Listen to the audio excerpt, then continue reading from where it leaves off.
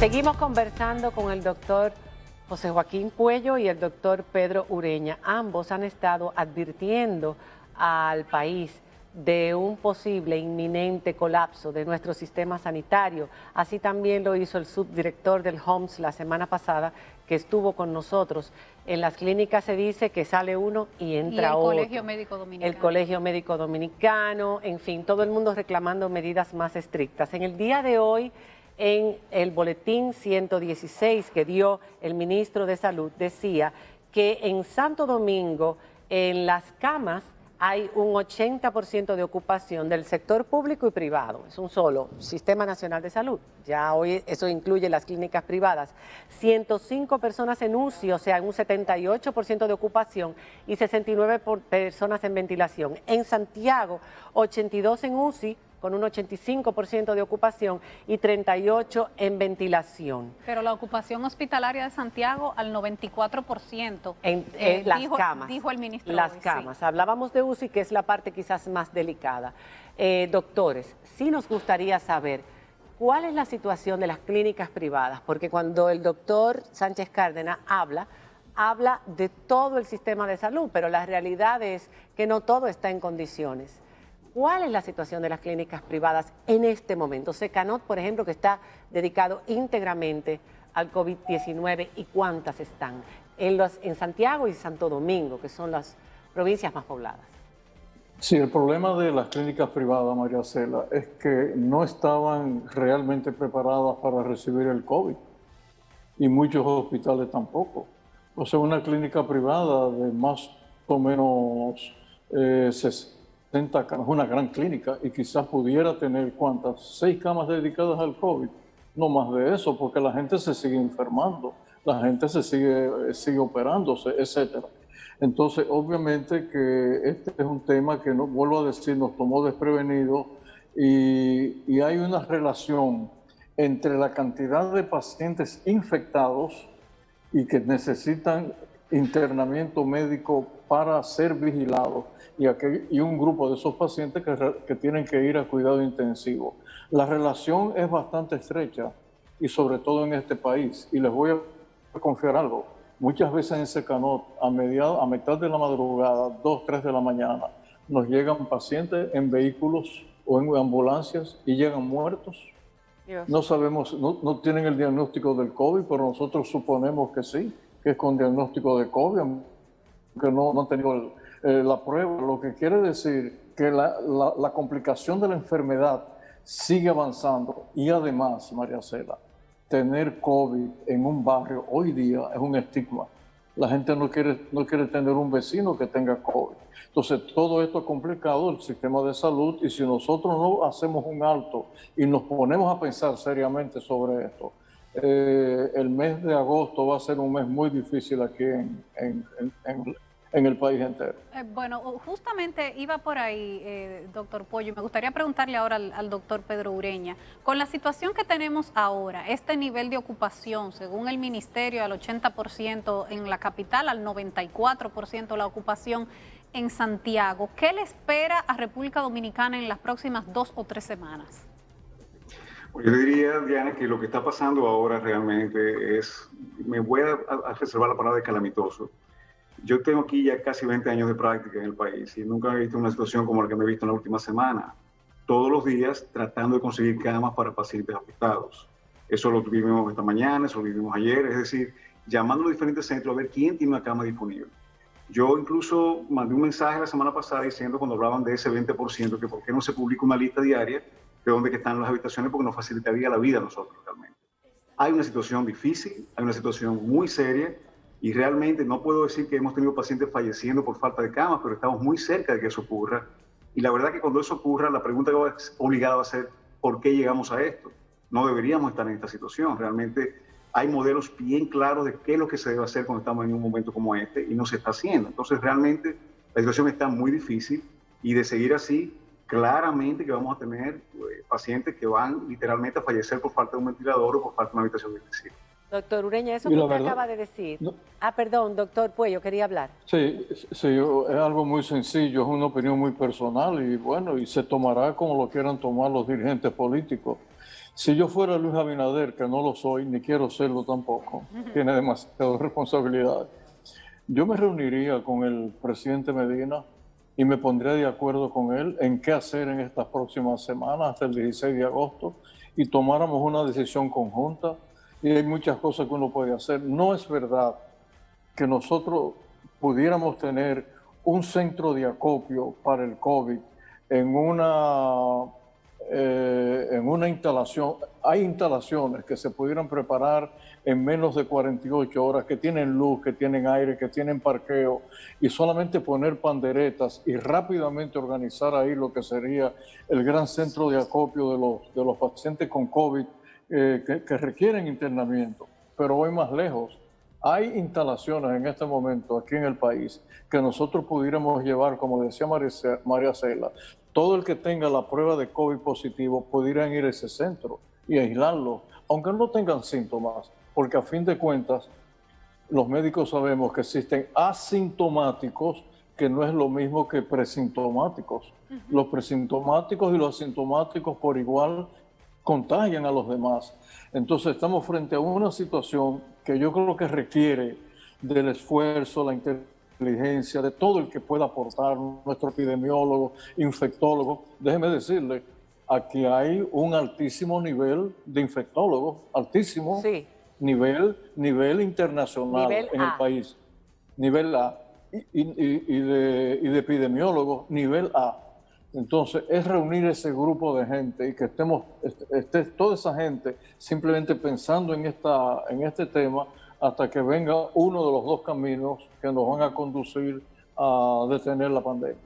Doctor Ureña, el ministro de Salud decía en el día de hoy que van a emitir unas resoluciones, que primero se la van a presentar al presidente para poder controlar la situación que tenemos de fiestas colectivas en la calle, una indisciplina ciudadana muy fuerte en este momento.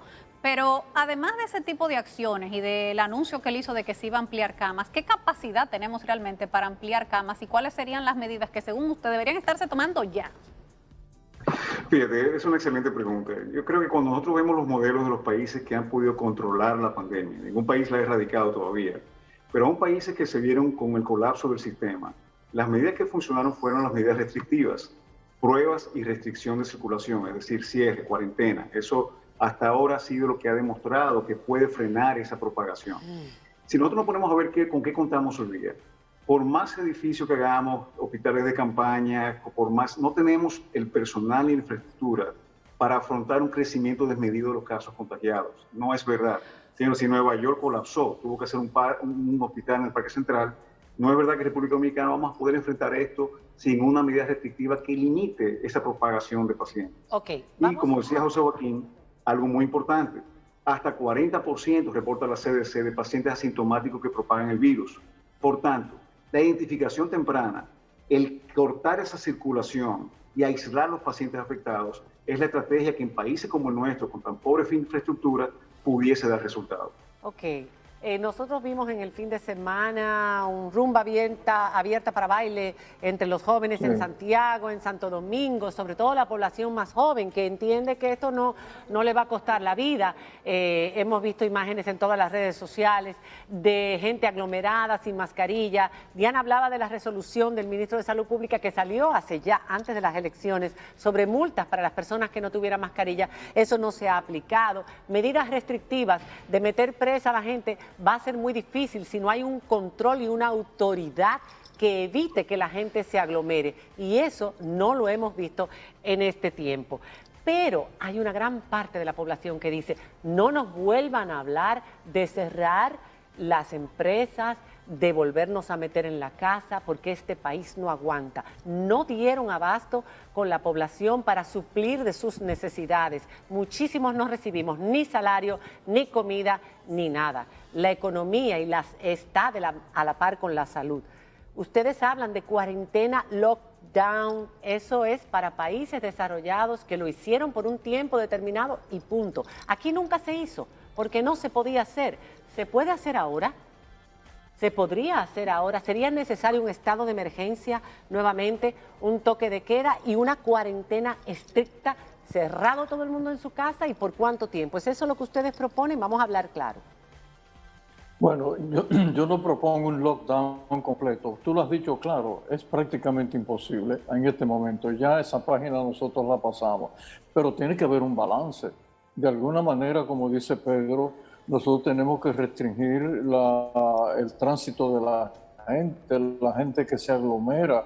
Como tú bien dices, estas fiestas en los barrios, en la toma de alcohol durante los fines de semana. Entonces, de alguna manera tiene que haber medidas restrictivas muy serias de parte de la autoridad militar, que por cierto llegó un momento en que lo hicieron muy bien, pero también nos fuimos flexibilizando y hemos llegado a lo que estamos hoy día. Entonces se trata de eso, María Cela, realmente un balance entre lo que debería ser el lockdown completo, por cierto, como pidió antes de ayer el doctor Fauci en Estados Unidos, que 21 estados cerraran a cal y canto, y lo pidió. Bueno, nosotros no lo podemos hacer y obviamente que lo que nos queda es las medidas que sí nos pueden conducir a que nosotros podamos controlar por lo menos el crecimiento exponencial de la pandemia. ¿Cuáles son esas medidas que ustedes sugieren para que eso sea así? ¿Completa, Pedro? Sí, mira, yo creo que lo del lockdown definitivamente sería lo ideal. Estamos conscientes de las limitantes que tenemos como sociedad, pero si queremos realmente controlar esta propagación, hay que hacer un lockdown porque esa es la única medida que realmente ha demostrado control absoluto cuando se llega a un nivel de crecimiento como el que tenemos ahora. Cuando tú entras en una fase temprana, tus medidas pudiesen ser un poquito más pausadas, pero cuando estamos ya con un nivel de propagación como el que tenemos, lamentablemente se hace importante esto. En el país tenemos un ejemplo. En San Francisco de Macorís, recuérdense lo que pasó en San Francisco de Macorís. O sea, pero un brote que realmente saturó todo el sistema y una intervención agresiva, aislando la comunidad, pudo contener ese brote. Pero luego... ¿Qué proponemos nosotros? Probablemente en este momento se deben enfocar en las áreas donde hay mayor incidencia y en esas áreas debe tratar de hacerse un aislamiento. Ahora mismo nosotros tenemos el Gran Santo Domingo, por ejemplo, una circulación libre con todo el país. Entonces, ¿qué vamos a ver en las próximas semanas? Vamos a ver focos surgiendo en diferentes áreas con la misma virulencia y con la misma intensidad que lo tenemos en Gran Santo Domingo y en Santiago. Probablemente ya está así. No tenemos pruebas para saberlo. Recuérdense que obtener pruebas ahora mismo se hace muy difícil y ni hablar de lo que es en el interior del país. O sea que realmente estamos ante una situación que si sigue evolucionando como está evolucionando en estos momentos, en pronto quizá va a ser la población que nos va a reclamar el lockdown, porque de lo contrario, cuando empiece a colapsar, cuando empecemos a ver ejemplos como lo que hemos visto en otros países, personas muriendo en las calles, entonces realmente vamos a llegar a un nivel donde se va a requerir hacerlo ya con el costo de muchas vidas que pudieron haberse salvado. ¿Qué le piden ustedes? ¿Qué le piden ustedes a los dominicanos, doctor? Ya no solamente las medidas gubernamentales, a los dominicanos, a cada uno de nosotros, de manera individual. Bueno, mira, Pedro, solamente siguiendo el tema de manera muy corta, Pedro ha dicho lo que yo llamo el balance. No hay ninguna duda de que nosotros hacemos la intervención de aquellos focos, los llamados hot spots, que es lo que le llaman los epidemiólogos, los puntos calientes del contagio. Nosotros podemos disminuirlo, por ejemplo, Santo Domingo Este, que es el municipio más grande del país. Exacto. Entonces pudiéramos comenzar con esta nueva experiencia de ir aislando aquellos focos donde la pandemia está aumentando exponencialmente. Entonces, ¿qué le pedimos nosotros a la gente? Lo que ha dicho, señores, los estudios, en la ciudad de Jena, Jena en Alemania, la Universidad de Lübeck hizo un estudio sensacional. Tomaron 1.000 jóvenes que usaban mascarilla y 1.000 que no lo usaban. Y finalmente encontraron que el 75% de los que no llevaban mascarilla se infectaron y 0.4% de los que llevaban la mascarilla. Ahí está el ejemplo. Pero aún más, lo ha demostrado Cuba también. Cuba, con todas sus precariedades, ha demostrado que sí se puede realmente controlar a la población. Ahora, se necesita un seguimiento serio en un país donde nosotros no somos un techado de responsabilidad en cuestiones ciudadanas. Entonces, obviamente que vamos a tener que ponernos los pantalones bien puestos. Por ejemplo, en El presidente Santiago, que sale, perdón, Maricela. que en Santiago vimos el sábado el desastre alrededor del monumento y el Así es, domingo así la es. policía poniendo el cerco todo alrededor. O sea, después. Y siempre después. Ahí las estamos viendo, las imágenes. O sea, ustedes lo que dicen es activamente en las calles, porque no es necesariamente cerrar los negocios. Los restaurantes tienen su protocolo, las terrazas, las distancias. Pero había varios llenos de gente este fin de semana. Pero ¿eh? si no respetan el protocolo, Hay hacerles que respetar a los negocios es. para que no quiebren el protocolo, como le han hecho respetar a muchos otros negocios que sabemos que lo están haciendo, aún a costa de perder dinero, porque esa es la realidad. No va a ser igual la economía si se lleva el protocolo. Pero ustedes hablan de exigir, de controlar, de tirar a la gente, a los militares a la calle, a la policía a la calle, y de que haya una supervisión por parte de todos los organismos encargados de los negocios y de lo que está pasando durante el día. Y Sin una, necesidad. y una labor, María Cela, de promoción. Mira, Pedro y yo te podríamos contar, el COVID es malo y lo vemos desde el punto de vista estadístico, pero cuando te toca de cerca a un horrible. esposo, a una madre, Ya a lo un hemos hijo, visto. bueno, y yo que he visto yo he visto la angustia del paciente muriéndose allá en Secanor, solo, conectado a un respirador, con el hambre del aire, que no pueden, que lo buscan, que no pueden, y saber que se están muriendo. Entonces, esa estadística de letalidad, cuando nos toca a nosotros personalmente, bueno, yo quisiera, ojalá uno pudiera mostrar en programas como el tuyo, tapando de la cara a los pacientes, el sufrimiento. Que lo diga Pedro, que los ha tenido también, el sufrimiento del paciente. Que todos los jóvenes muriéndose tienen solo. familia. Tienen familia, esos jóvenes que se ven disfrutando y bebiendo. La bebida se puede prohibir, se puede limitar. Todos esos jóvenes tienen familiares. Sabemos ya que incluso la gente que se contagia no necesariamente queda inmune. Hay un 10% que vuelve a padecer del COVID. Así es. Hay un así es. 10%. Y que los asintomáticos y preasintomáticos contagian igual que los que están con síntomas. Y son responsables de una gran parte del contagio. Es decir, la medida tiene que ser conjunta entre el Estado y la población. Pero, doctores, por favor, que tengan en cuenta que cuando eso ocurra, lo que ya está a punto de ocurrir, el colapso, tenemos que ampliar, tenemos que facilitar. Las clínicas privadas tienen que abrir más, tienen que dar más. Ya esto no es cuestión de que sí, porque estamos sabiendo de muchas situaciones que les piden 450,000 pesos o $500,000 de pesos de avance antes de entrar. Entonces, necesitamos contar también con el sistema privado, al igual que el sistema público. Eso yo quisiera que ustedes hicieran un llamado. Yo sé que ustedes lo han hecho en Secanot, yo sé que lo están haciendo, pero hacer un llamado también a las clínicas privadas. Uno entiende la situación, pero esto es una crisis. Sí, Maricela, Sí, adelante, Pedro. sí, indiscutiblemente, Adelante, quizás expandiendo lo que decían sobre la característica de esta enfermedad tan terrible. Yo no había nunca visto una situación donde un paciente grave pasara semanas sin poder ver un familiar. Esto es algo que realmente es muy triste, ver pacientes que fallecen después de tantos días solos literalmente, incluso el proceso después que un paciente fallece. Es una enfermedad con unas características muy peculiares. Así que definitivamente creo que hay que informar mucho sobre qué es lo que pasa cuando estos pacientes realmente caen en una gravedad. En cuanto a lo de la población, totalmente de acuerdo. Sin embargo, voy a ser insistente en esto. No podemos empoderar a la población para que tomen las medidas. Volvemos a lo mismo. ¿Cuáles son los ejemplos que han funcionado? Todos los países con nivel educacional mucho mayor que nuestro, países con disciplinas milenarias como los asiáticos, lamentablemente el gobierno es que se ha empoderado y ha realmente forzado las medidas que impiden la diseminación y la propagación del virus. Hemos visto casos extremos como el de Vietnam, el de China, hemos visto casos mejores como el de Corea del Sur, pero en todos los lugares donde se ha podido controlar la pandemia, el Estado ha jugado un rol importante de enforzar las restricciones. Si el Estado no lo hace, la población no lo va a hacer por sí sola, y eso creo que tenemos que realmente ser muy, muy claros en eso. Doctor Puello, para Bien. despedir.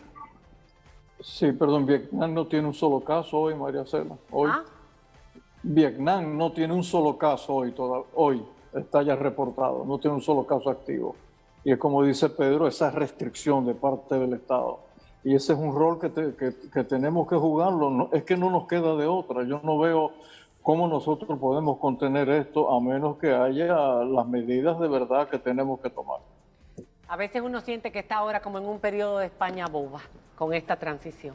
Muchísimas gracias a ambos por habernos dedicado su tiempo esta noche. Y yo creo que con esto que ellos han dicho es más que suficiente para que entendamos la gravedad de la situación y dejemos de actuar irresponsablemente por el bien de nosotros y por el bien de nuestras familias, sobre todo. ¿Qué dijo la OMS? Una frase que para mí resume todo lo que tú has dicho ahora mismo en estas últimas palabras. No es tiempo de complacencia.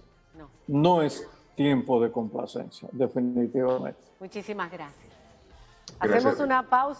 Hacemos una pausa y cuando regresemos tenemos con nosotros al actor Manny Pérez, primer actor dominicano en una serie de Amazon, señores. En papel protagónico. Papel protagónico, porque ya él actuaba en otras series, pero nunca protagónico, sí señor. Big Dogs es la serie que protagoniza nuestro querido Manny Pérez. Ya volvemos.